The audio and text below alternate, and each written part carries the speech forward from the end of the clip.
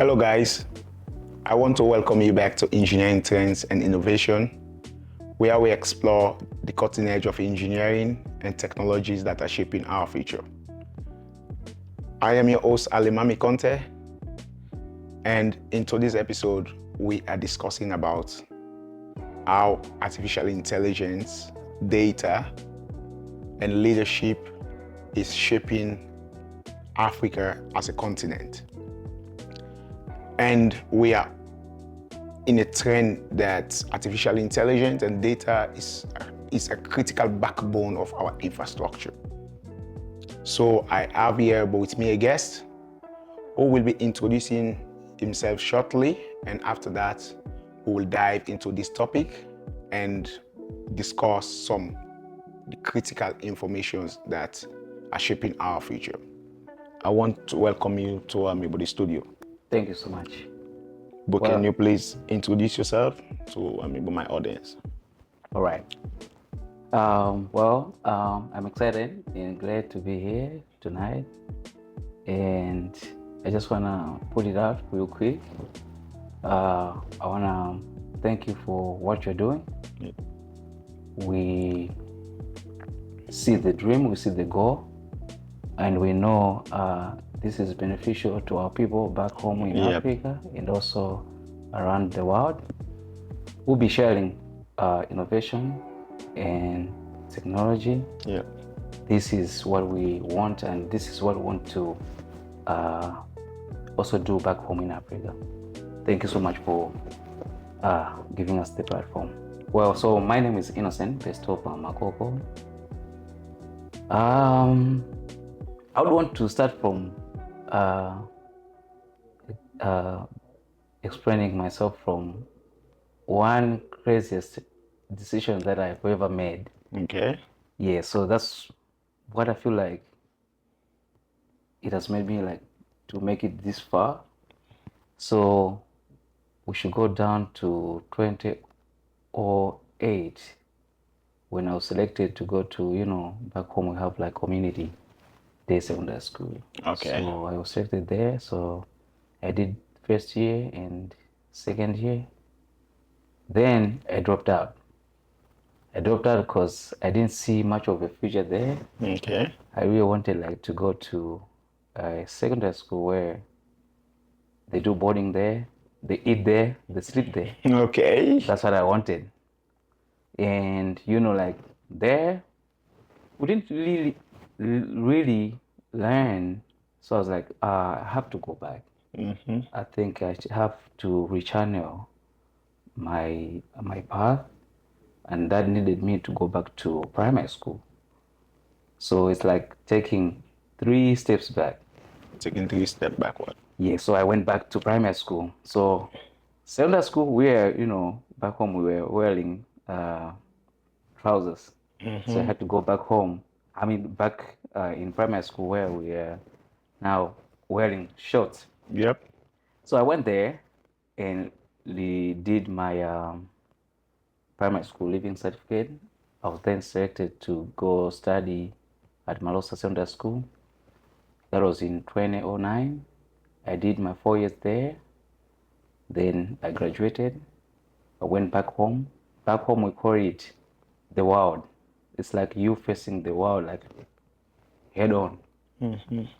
No parents' involvement. It's you facing the world, You trying to learn. facing with the world, trying Yeah. to learn some things. And make a life of it. Okay. How do you see it? And it's gonna prepare you too for college and university. So I came out. What I did when I came out was to start teaching fellow youth in primary school, the same school that I went to. I also teach my fellow youth in secondary school part-time. I didn't ask them to pay. It was free. Okay. Later on, my friend Anganile Ngosi was like, okay, I have a school. He had a school by then, a private school. So he said like, okay, we see you. Can you come teach at my school? Wow. Now that's for a pay. Back then it was like 20,000 Malawi kwacha. We went crazy when we first we got the first salary. Yes, when you get your Yeah, first with a paycheck, it's crazy. I'm telling you. So we had to rush to parents, give them some money. We had to rush to the market and buy Buy clothes. some clothes. Yeah, I know. Yeah, so we did that. Then in 2016, that's when I a little bit jumped. So I did the teaching. Later on, he invited me. The same guy invited me to teach at his business college. Okay. Now I was a little bit promoted from secondary school. Then I went to So to college college. to teach with my Malawi School Certificate of Education. So I taught there. I tutored there for a year or so before moving to join international NGOs where I did research and clinical trials. Then in 2016, that's when I was selected to go study my Bachelor of Science in Business Information Technology. Okay, BIT. Yeah, BIT. So I went to Malawi University of Science and Technology, did my 4 years there Yep. because of the COVID pandemic. We later on graduated, I think around June 2022. When I came out, and before graduating, I was already working as an intern for a microfinance institution. Institution, yeah. Yeah, it was in lending and borrowing money for businesses and, you know, women groups and men groups. So that's what I did. Once I came out, that's when they are now promoted me to permanent employee. I worked in IT department before moving to data. So when I was leaving this job, I was uh, data supervisor. Okay. Yeah, back there. So that's when I moved to the US to do my master's in data science. Okay. Speaking to you today, I just founded my tech startup. Okay. That's 2 months, if not 3 months ago. So it's called Inside Axis. I'll say, okay, it's called Inside Axis. Yeah. This is where now we intend to be providing data-driven solutions Solutions, okay. with infused AI on Okay. it to Africa. And since we are here, we're going to provide solutions here too. Okay. So briefly, but long, that's me. That that is really inspiring by the way, but because you would moving from teaching at primary school to moving to a higher level education, Right. and then would getting opportunities to explore higher education, and also you would moving to the US where there is a lot of opportunities, there is Right. a lot of but problems that need solutions and as you mentioned, you have your own startup now, meaning that you are Yeah, we have to. tapping into the opportunities and see how best you can use your intellectual, your skill set to solve issues or problems that Yeah. companies, businesses are Right. facing Yeah. in terms of data and Yeah. some injection of artificial intelligence. Exactly. That one shows that you are passionate about your drive towards using artificial intelligence and data to create a form of leadership that Africa is Is seeking. needing right now. Yes. Yeah, that's true though. So we come from, Africa, right? For you to make it down there, you have, yeah, pretty much fair to say you have struggled a little bit. So when you come to top A countries like US, Germany, Europe, Asia, Australia, you really have to uh, dream big. Yes. Not for you. I think for you, you're already here, you're gonna benefit in some ways. But how about people back home? Yes. These are the communities that raised us, but what are we giving back to them? Yes. So if we come here and burn the bridges. Yep, That's us definitely. betraying our own people. Yep. We have to think about them. We have to do something about Africa. Yep. Yeah. So I think but that one leads me to what's me asking you a question. In your view, what is the current state of artificial intelligence and with the data-driven innovation across Africa? And but before you answering that question, maybe I have audience that will be asking, what is artificial intelligence? Like, Exactly. what is data-driven decision? Right. So, like, if you can please give them some with a bit of knowledge about artificial intelligence and how it is creating a wave in the Africa continent Right. as well. All right. So I see a lot of people whenever they take a picture, then they make it picture like the way I'm looking right now, right? Yes. But they make it uh, they make me look 10 plus years older. Yes. They be Would you like, fast oh, forward yeah, your with the lifespan? your lifetime. So they be saying like, oh, that's AI. Yes. Anything that they do right now is AI. It is So AI. I think there's a little bit of confusion, and I think it's confusing when we talk about AI. So, like you said, let's get it straight. What is AI? What are we really dealing with? And how can we scale it up so that we should solve the problem that we're facing? Yeah. Because I mean, other countries like US have been using it for a very long For time. a very long time, Talk yeah. about Silicon Valley Silicon in Valley, California. yeah. Yeah, they've been doing this for so long. Yeah. But like if we look down on Africa, Yeah. you see like we are sort of lagging behind. Yes. So AI, think of it as uh, teaching your laptop, your computer, or Yes. even machines to do the work human beings do. Human being does. Yeah. Or even think about it, maybe simpler version of it is think about a newborn baby. So when a baby is born, what do we want him or her to be like? Or what do we want him to be doing like? Yes. So you agree with me? We want that baby to be intelligent, Yes, we want the baby to be smart smart. and intelligent. So she should also be able to read her environment. Yes. Like, okay, this I can do, that I cannot do. I think the best course of action right now is to do this, or I better run now. Yes. Something like that. So AI is just like a big dream where we want our machines to do our work with a little supervised or unsupervised human intervention. So what we are saying is we train these machines. We even train the data that we are inputting to these machines.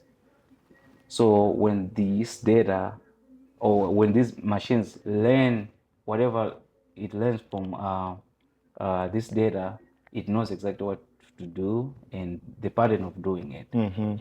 So let's say the same applies with Netflix. You go Yes. there, you watch an action movie.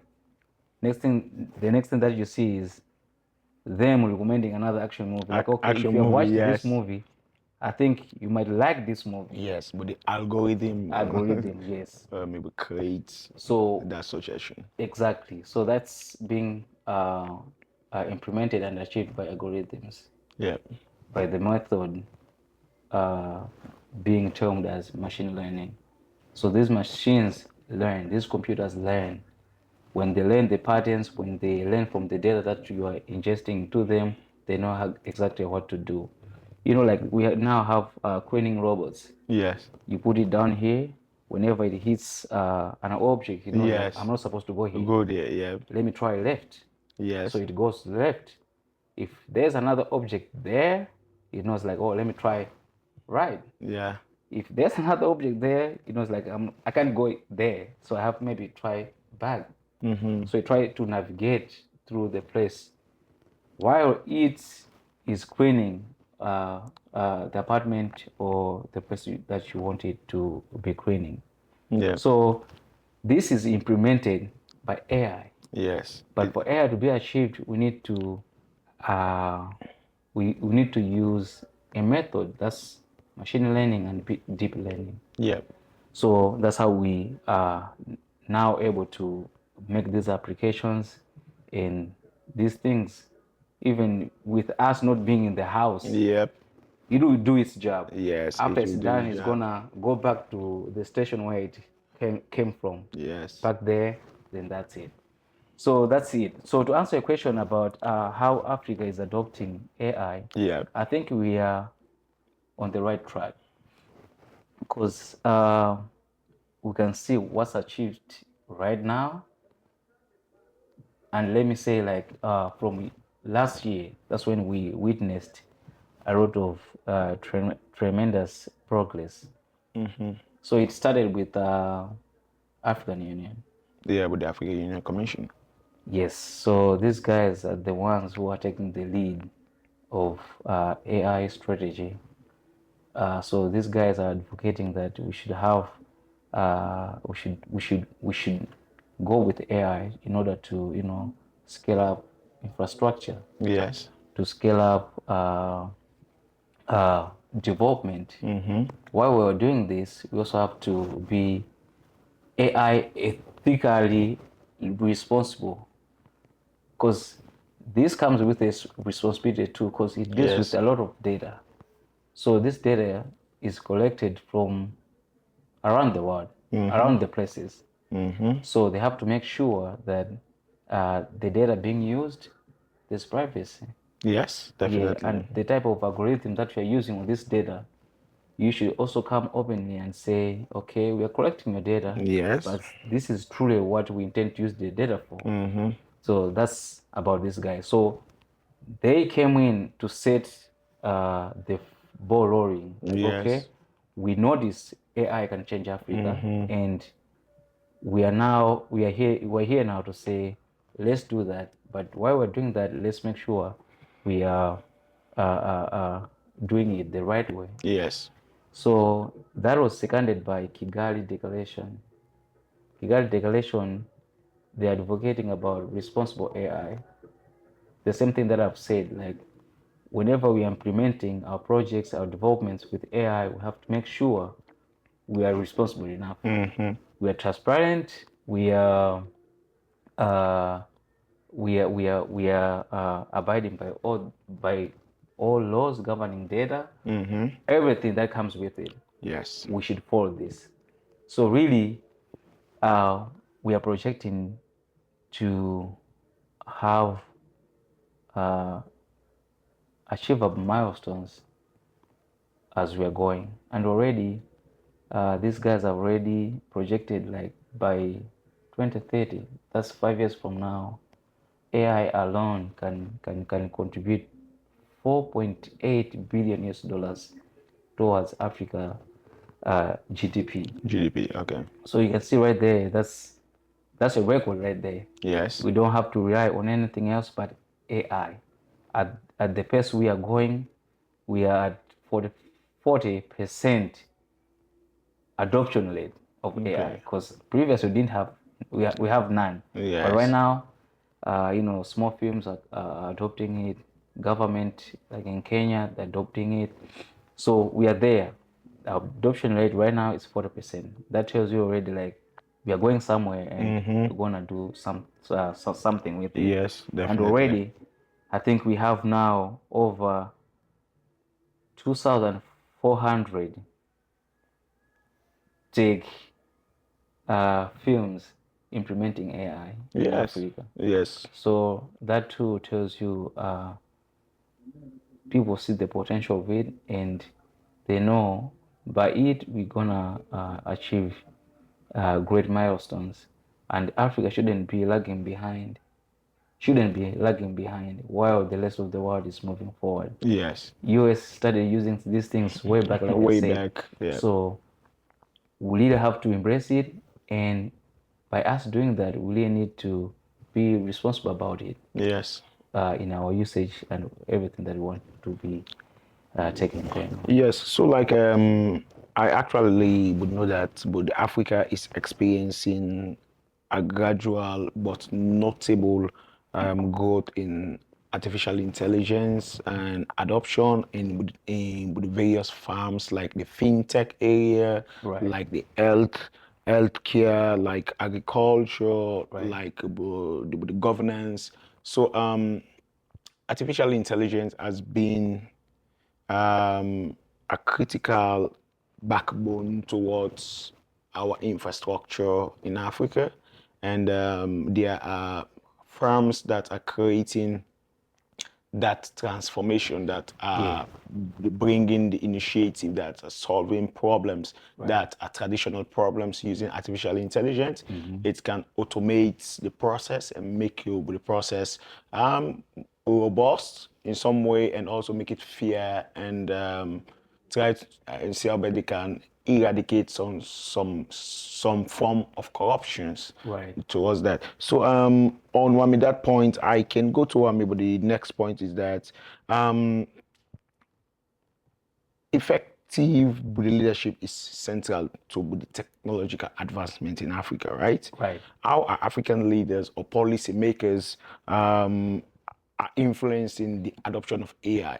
As you mentioned earlier, that with the African Union Commission Right. are taking the lead when it comes to um, implementing artificial intelligence in some of the critical the policy thing in Africa. So I would like you to touch base on that a little bit more, so my audience can get that feel of how our leaders or policy makers are doing that.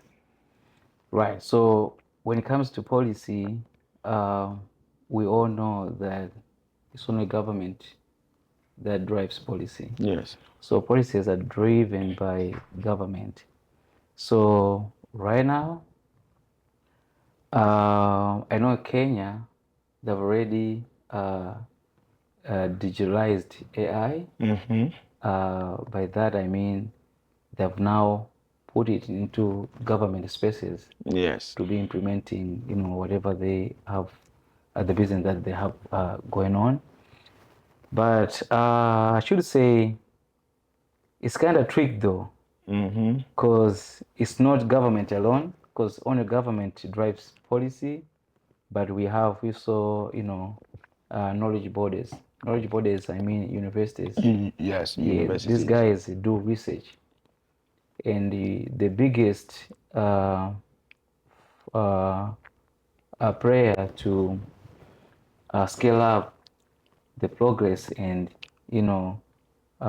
achievements connected to AI at the private sector. Yes, with the private sector. So it's like we have government, knowledge bodies, and private sector.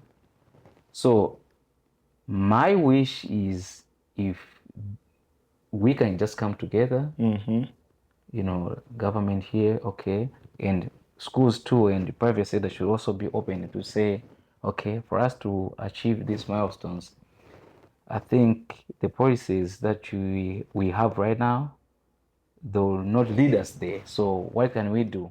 We have to change a little bit. Let's, detour from where we're going, but the policy should face this way for us to achieve these goals. Because you agree with me that we all, I mean, all African countries, they have their goals. Let's say by five years, let's say by 10 years, 15 years, what do they need to achieve by that time? So looking at the goals and looking at the process of implementing whatever they want to implement to reach those goals, Yeah. you'll be able to, you'll be smart enough to say, I think we are not going there. We have to change a little bit. Definitely. Let's come together and, work on this problem.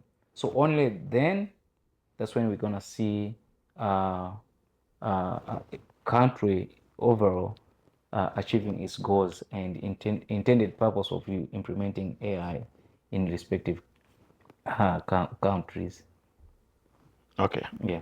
That's good. So we will move towards how important is cross-sector collaboration among the government, academic institutions, and the private industries Right. in driving artificial intelligence transformation? Like, how are they collaborating? Is it like a thing where they are trying to see how best they can make a cross collaboration in with the developing certain tools that, let's say, a group of students in with the university build a specific tool for a sector in the government that should be implementing um, these tools as part of their service with the delivery process, or Right. let's say with the corporate, with the private sector also as well. So like, yes, how is cross-sector collaboration among the governments and academic institutions and with the private industry are driving that artificial intelligence transformation? Yeah. It will. I think I'll still go back to what I said, because I mean, these are the key players, like I said. So for us to register the progress that we want, we really need to come together and work together. So I'm so much interested with the private sector, because this Yes, with the this private sector. this is the heartbeat of the progress in Yes. terms of technology, of science and technology, I should say. Yes. So these guys, uh, they should be so much involved in policy making. In policy making, yes, Yes, definitely. so they should come in and help government with policy direction, because they know better and they know some of the goals being set by the government are not going to be achieved because of the policy that we have. Because we have to follow policies. So government too on its part has to respect where the knowledge is coming from, and that's Yes. universities. Yes. So what these guys are saying, what are the investor, what do the investor have to say Yeah. about AI? So they have to respect their part too. I'll tell you a quick example of Rwanda. Yes. In Rwanda, we have Carnegie Mellon University. So what these people do is they let the private sector determine the kind of programs these guys should have at their school, especially to do with information and technology. So I learned that they draft the type of courses. Let's say we're talking about AI, right? So the students should learn about data governance, AI ethics, cloud computing, cloud storage, everything. So what they do too is to make sure that they offer them a place to do internship, thereby giving them a hands-on experience Experience, on yes. whatever they want to be doing there. So it's kind of saying like, okay, we need people to do this kind of job. It's a new thing, we get that, but can we go back to universities and tell them what to do and what is expected of them to deliver on the market? Because this the hot market is hot like a cake. So when you take it from the university, you're gonna have human resource working there. Yes. When you also intervene with, you let government intervene and tell them the policy direction, they're gonna amend the policy that they have into the kind of policy with the direction that you want. When this is achieved, I believe that's when we can now witness progress in our ability to come up with the solutions using AI to our problems that we're facing as Africa or African countries, irrespective of where we're coming from and what kind of What kind of, yeah. problems that we're facing. Yeah. Yeah. So yes, that is uh, a really good example that you Right. gave about the Carnegie Mellon University in Budi, Rwanda. I think a friend of mine also is attending that Okay. university, and they are building some technological solutions for the private sector and Right. for the government, that they are implementing artificial intelligence to Right. how they can scale up some of their We have to scale up. their services, Right. their operations as well. So based upon that, I will I would like to tell you that there is a growing community of young Africans in the AI and data science space, right? Right, right. What strategies can enhance training, mentorship, and retention of such talent within Africa? But you know that Africa has been facing brain drain, Oh yeah, true. like with talent extortion, Right. where some of us are from Africa.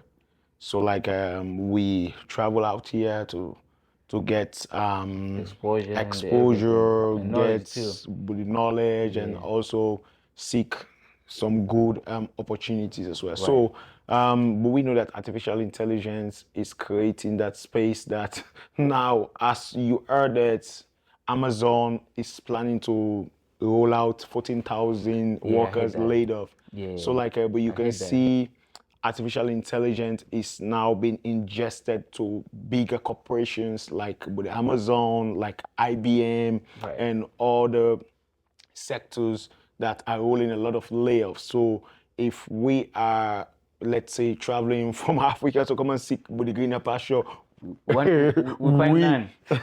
we are facing a tough with the barriers between Right. artificial intelligence with the people that are born here and also we that are trying to come and seek that opportunity. So I would like to know that what strategies that we can help to enhance our training, our talent retention back home in Africa.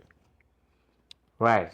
That's yeah. I mean that's critical because I Yes, it mean is critical. dealing with it, you have to weigh in.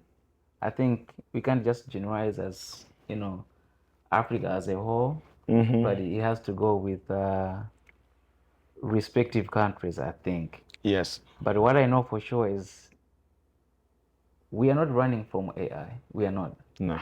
This thing is here and this thing is offering us alternatives that is gonna change the whole aspect of Africa, and it's gonna ease the way some of the ways that we've been doing for a while now. Yes.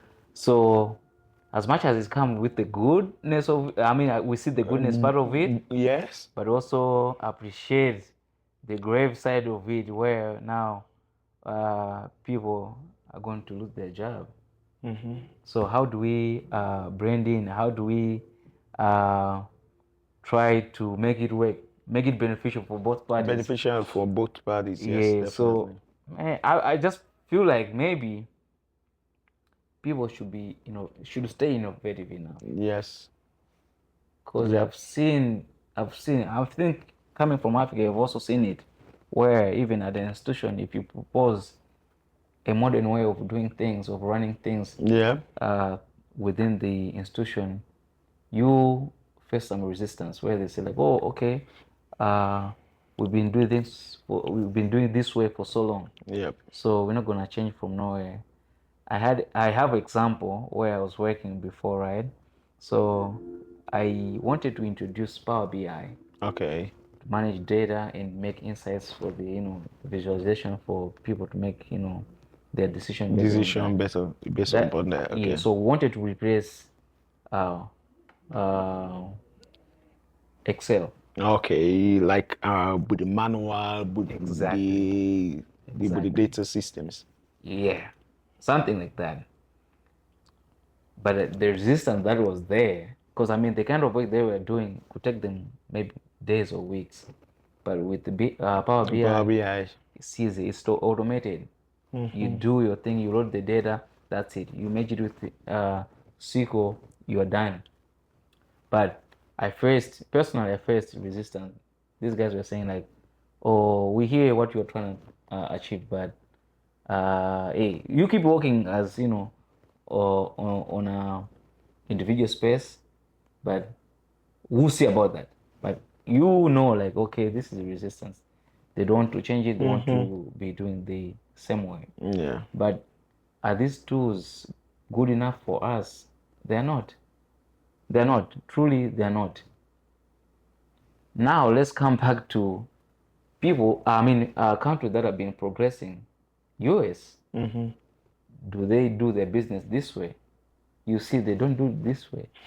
they're always data driven. They use their data. They make their decision based on the data. Do we? I don't think so. Even for us to know, like, okay, this year we're gonna have like good rains. It doesn't need data. You just feel like, oh, I think last year this happened and we had good rains. The previous year that happened and we never had good rains. With this happening with this year, I think we're not gonna have good rains this year. That's how we Yes, use more definitely. guesswork. Definitely. That's still happening, like, some We of are the good Africa. at guessing. Exactly. So some of the countries, African countries, they're still doing it. But what we are saying is, as much as you're gonna be laid off, but let's find another alternative for the human resource which is there. One is by us, when we come here, we get the exposure, we get the knowledge. What do we do with that knowledge? It's thinking about me and my family. What do? Yeah. I go get a job, I Yeah. stay here forever. You see, if there are people transforming countries like US, Germany, Asia, Europe, they're Yep. Africans. Yep. They came Definitely. from Africans. I mean, Definitely. they came from Africa. Africa. Yep. They came from communities which are currently facing challenges they can solve, but they be like, oh, okay, but I'm here now, so they'll figure it out themselves. That's what I'm saying. Like, when we come here, we don't have to burn the bridges. We have to remember about the people that raised us, Yes. entrusted us, like our own teachers. Because, like teaching, it's like telling you, like, okay, this is the right way. Yeah. So when somebody tells you this is the right way in Africa, that person cares for you. That person loves you because they don't want to go the straight way. They want Yeah. you to go the straight way. So what we are doing, most of Africans, we are betraying our motherland. We need to go back, rectify the problems. And I know, like, we're gonna face some resistance there. The people, those are our people. We know them, but still, we have to do something about it. If there's a thing that I've learned about living in the US is Americans love their country. Yes. They love their country. They love their continent. What is it so hard about us Africans to be thinking about Africa in a way that we want to transform it and make it competitive on the global scale? We have to do that. A little bit of you contributing, me contributing personally, other people too contributing towards Africa is gonna change. But we'll be like, oh, okay, we are here, we'll leave everything upon the politicians. They'll try, but they are not exposed to the knowledge that we have. We have so much knowledge that even by looking at the thing, we'll be like, this is not gonna end well, because you have been exposed to something powerful than Yeah. whatever our people Whatever are people facing. are facing, yes. Exactly, because every day here we solve problems. Home, we solve a little bit of, the same problem. Like, we solve it tomorrow, be like, okay, I'll finish tomorrow. You do a little bit of it, that's it, how we be going about it. But what I'm saying, truly and frankly, is we got the knowledge. Let's go back, train our people. They don't have to be a degree holders. Yes. No, let's teach them in our language then. Yeah. Yeah, let's teach them in our language. They will understand better. Yes, they will understand. Do you know, like, understand much better. I just feel like sometimes we face so much school dropouts rates because we are getting this thing in another man's language. That's another thing. Let's talk in our language. They'll get it straight up. Yep. The moment They will figure out the right exactly. solution. The moment you introduce another man's language, gone. Yes, but because like it is a two challenge they are facing. First, they are trying to understand the language, Right. and two, they are trying to understand the concept Exactly. of what you are trying to tell them. Yeah. So if you are communicating in the local dialect, I think that will help them to understand much more faster and quicker, and also much at easier pace. Easier, yeah. So I think to add up to your point that you're trying to make is that yes, we need to go back home in Africa, Right. give our expertise, share Right. our knowledge. Let us don't feel too comfortable that the level of knowledge I've got here is Yeah. it's only for here or only for maybe the West. But the continent need us. The continent need our ideas be injected to the Right. problems that we are facing, Right. and then create that pathway towards having a unique solutions Exactly. that will drive change, that will drive growth in various sectors. Exactly. So going forward on that, I would like to know that what are the unique opportunities does Africa present for the AI-driven entrepreneurship and startup ecosystems? Okay. So there's so much going on back home. I just read like some few days ago, Microsoft is already training people down there. Their goal is by 2026 they should train like 1 million people. Wow. Yeah, how to use AI in implementing, putting it to several applications, making sure that we are advancing in agriculture, Yes. healthcare systems, and With the financial space. exactly. So that's what they're doing there. I also know this guy from Zimbabwe, Strive Masiyiwa. Yes, tribe, yes. So I mean, he's been there for so long. I mean, even us growing up, I think I've been seeing him on the news like ever since. So what this guy is saying is, okay, so using my resources, I'm gonna train people to know how to implement AI. Yes. So you can see right there that Africa, its focus have shifted. They're looking at AI as a way of enhancing in development, infrastructure, and making sure that our health delivery systems are improved in a way that uh, they're getting better, Yeah. efficient, and um, whatever we want to do, the business that we want to do, we achieve it with ease. Don't have to stress about nothing. Yes. So I think that's where we are heading to. And I like where we're heading to though, because it's gonna ease some of the problems that have been, trying to year in, year out, trying to solve them, trying to put a solution to them, but it doesn't really work. So the coming in of, these individuals, I think we are in safe hands, and already we have been given a direction like, okay, this is the right way to go, and the rest of us, let's learn and follow. Yes, let Yeah, us learn and follow yeah, from mom and dad. yeah. Okay, so with your expertise, your the knowledge, I would like you to give what message will you share with aspiring African engineers, innovators, and data scientists who want to contribute to the continent's digital transformation? Like what message you will love to share to them based upon your experience and expertise? Right. All right. My message is simple because we all understand what we are facing back home. Let's get it straight. We There will never be a time where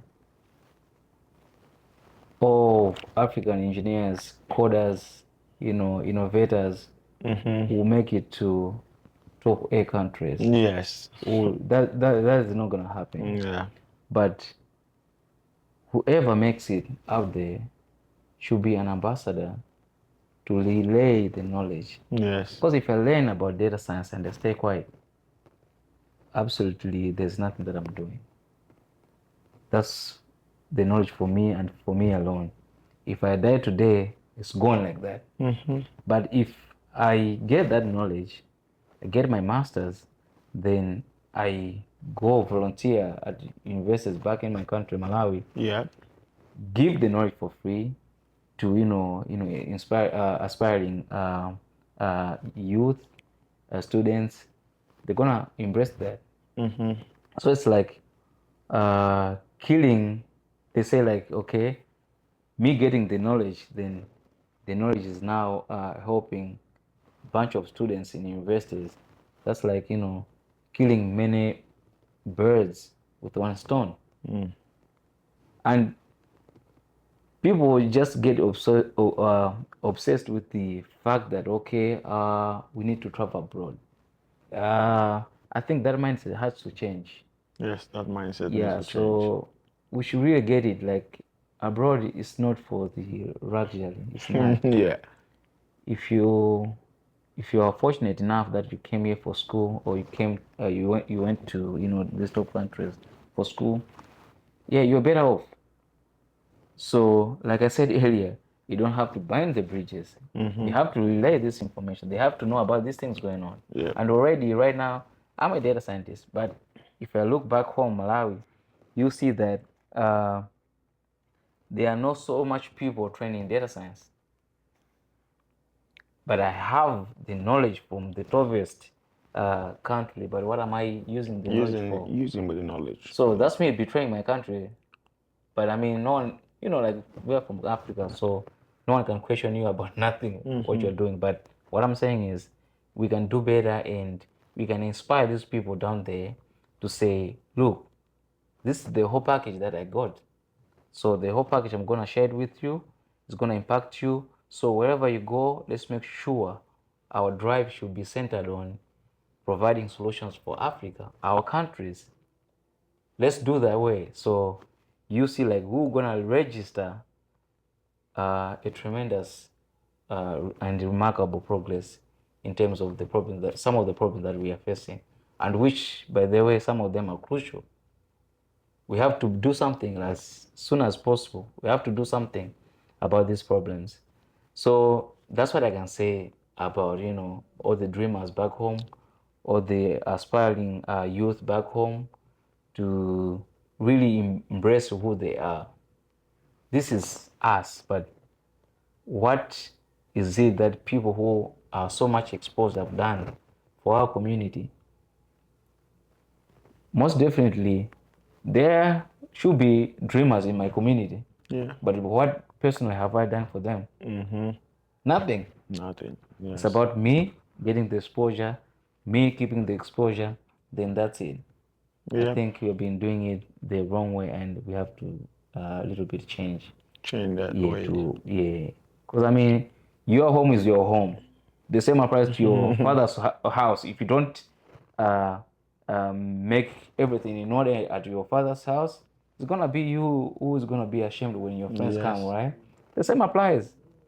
This is why people say, like, okay, right now I'm in Malawi. Where do you live? Like, I wanna see where you came from. You are here now, right?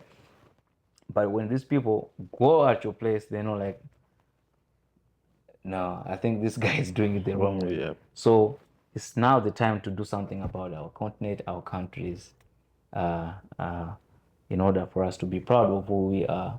Because for so long, people have called us names. People have said, like, okay, we are not progressive enough because of how we present ourselves back home.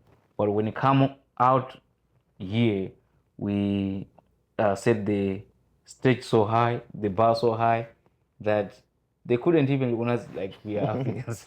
So Yes, let's embrace what definitely. we are. Let's accept. Let's be proud of what we are. We came from there, and we have to do something about where we came from. Yeah. Yeah. So I actually want to thank you very much for your time and for your efforts and for sharing your expertise and knowledge with my audience. So guys, I think we have understand that artificial intelligence is here, and it is creating impacts, both positive and with negative impact. So we should also embrace artificial intelligence and make it part of our daily life. And also we should learn the architectures on how to build train artificial intelligence model that will help us succeed in our current generation and also in our future. So with that being said, we are actually motivating our youths, Exactly. our We have to. colleagues, our fellow Africans that we need to learn the architecture on how we can build artificial intelligence agents, Right. build the chatbot or whatever, Right. with a model that will help solve our problem, and also let us look back home and see but the challenges that our society, our community is facing, Right. and then create that change and be at the forefront of that change we have been seeking. Right. That's exactly what we have to do. And can I add one more quick Yes, thing is we don't have to start from the scratch always. yes, We already know like we also have other people working on similar or a little bit similar on whatever we want to achieve. Let's come together. Let's reason together to say, okay, how what is it that we have to do, to solve this problem? yes. So it's not a one man's show. It takes something, this guy knows something. It is a collaborative effort. Exactly. So that's the only way we can achieve it. Yes, I think we spoke about that, about cross collaboration. Exactly. Between the universities, Yeah. the government space, the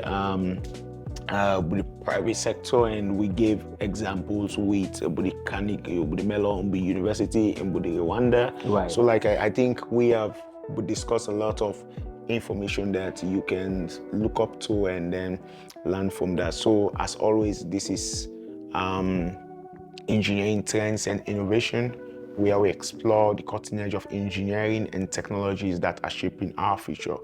I want to thank you guys all for listening to this podcast. Please don't forget to like, subscribe, and follow us on our various social platforms, and also share this podcast with the family, friends, and your society, so we can all benefit from some of this crucial information that our guests have been sharing with us, and we can learn and also be with part of the change, be with part of the leadership that we are trying to create in Africa. So I want to thank you guys for listening to this podcast. As always, please keep innovating, keep building, and keep creating cross collaboration between various fields, and see how best we can transform our society. Thank you very much. I appreciate you. Thank you.